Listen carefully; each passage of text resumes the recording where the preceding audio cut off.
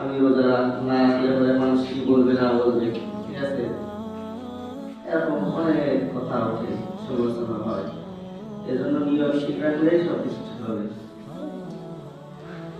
যদি এই শর্তগুলি যদি মেনে, যদি আল্লাহ দরবারে অতীতের গুনার কথা স্মরণ করে খাস নিয়তে তওবা করে যে অতীতে যে গুনাহ করছি এই গুনাহ করব না, যদি এমন নিয়ত করে আল্লাহ দরবারে যদি ক্ষমা চাইতে পারি, তাহলে বলে দিয়েছেন রাসূলুল্লাহ সাল্লাল্লাহু আলাইহি ওয়াসাল্লাম হাদিসের মধ্যে যে তাহলে তার জিন্দেগীর পিছনের সকল গুনাহ মাফ করে দেওয়া হবে। সুবহানাল্লাহ। অন্য একটি হাদিসের মধ্যে রাসূলুল্লাহ সাল্লাল্লাহু আলাইহি ওয়াসাল্লাম বলেছেন যে রোজা রেখে মিথ্যা বচন না করার পরিণতি কি হতে পারে।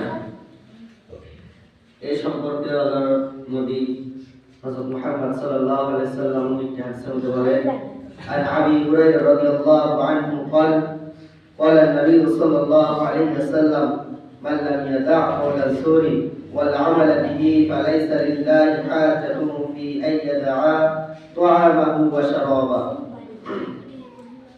এই হাদিসের মধ্যে উল্লেখ করা হয়েছে হযরত আবু হুরায়রা রাদিয়াল্লাহু থেকে বর্ণিত, তিনি বলেন নবী করিম সাল্লাল্লাহু আলাইহি ওয়াসাল্লাম ইরশাদ করেছেন, যে ব্যক্তি রোজা রেখে মিথ্যা বলা এবং অনুরূপ পাপ কাজ বর্জন করতে পারে না, তবে সে শুধু পানাহার থেকে ত্যাগ করায় আল্লাহর কোনো প্রয়োজন নেই।